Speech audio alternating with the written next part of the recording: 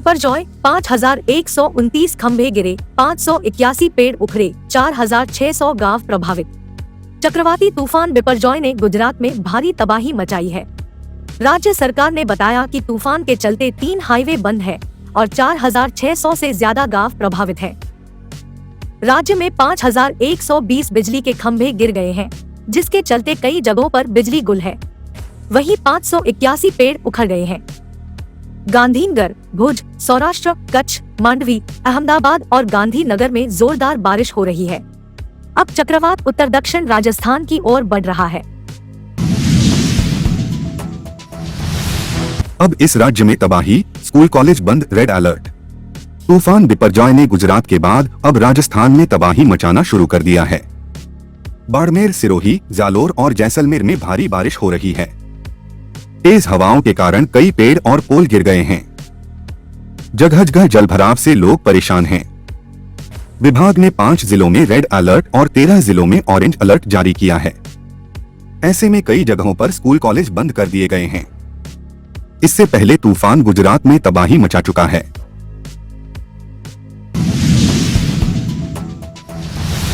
बिपरजॉय से निपटने के लिए कई राज्यों में एनडीआरएफ तैनात।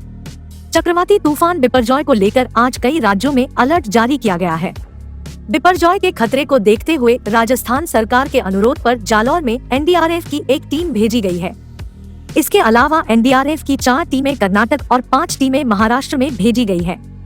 एनडीआरएफ के डीजी अतुल करवाल का कहना है कि तूफान का असर राजस्थान के दक्षिण इलाकों में पड़ेगा।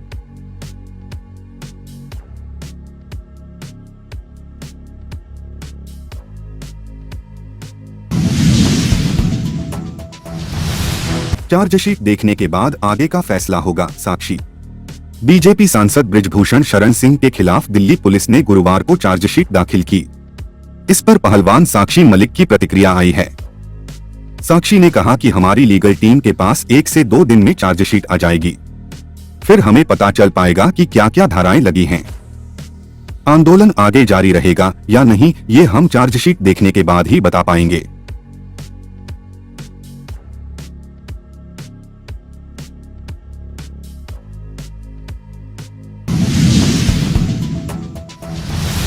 सांसद की पत्नी और बेटे का अपहरण। आंध्र प्रदेश में वाईएसआर कांग्रेस सांसद की पत्नी और बेटे का अपहरण कर लिया गया। फिरौती देने गए उनके दोस्त को भी आरोपियों ने पकड़ लिया। हालांकि कुछ घंटे बाद ही पुलिस ने तीनों को सकुशल छुड़वा लिया। समाचार एजेंसी आनी के मुताबिक 13 जून को सांसद एम.वी. सत्यनारायण को फोन आया कि उनकी पत्नी और बेटे को अगवा कर लिया गया है। इसकी शिकायत के बाद मांगी गई। पुलिस की 17 टीमों में घेराबंदी कर आरोपियों को पकड़ लिया।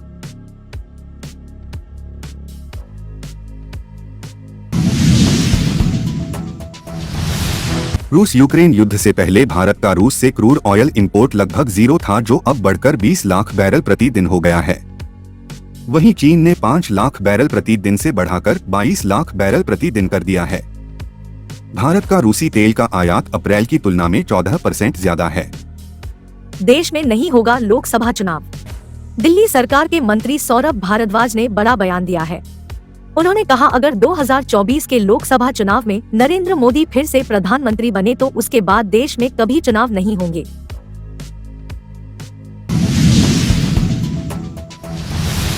लव जिहाद। नाबालिग को भगाने के आरोप में लड़कों की पिटाई। जालौन में लव जिहाद का मामला आया है। कोच कोतवाली के गोखले नगर इलाके में एक नाबालिग को प्रेमजाल में फंसाकर प्रेमी और उसके कुछ दोस्तों ने भगाने का प्रयास किया। हालांकि सभी लड़के पकड़े गए।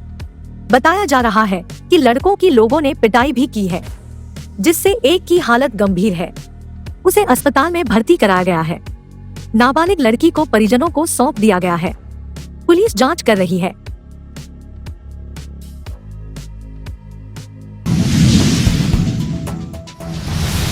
रूस यूक्रेन युद्ध के बीच सबसे बड़ा तेल का खरीदार बना भारत। चीन।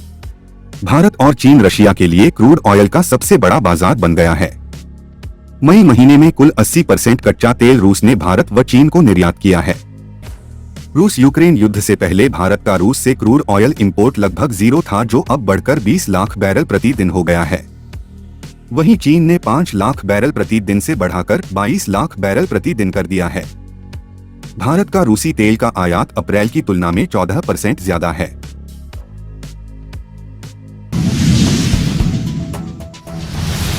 देश में नहीं होगा लोकसभा चुनाव।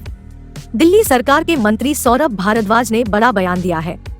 उन्होंने कहा, अगर 2024 के लोकसभा चुनाव में नरेंद्र मोदी फिर से प्रधानमंत्री बने तो उसके बाद देश में कभी चुनाव नहीं होंगे।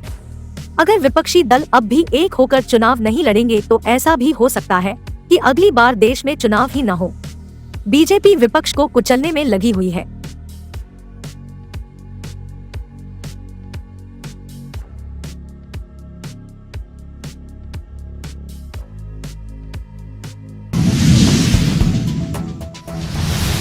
आदिपुरुष राम बोलकर जीसस दिखा दिए। आज रिलीज हुई फिल्म आदिपुरुष को दर्शकों का मिलाजुला रिएक्शन मिल रहा है।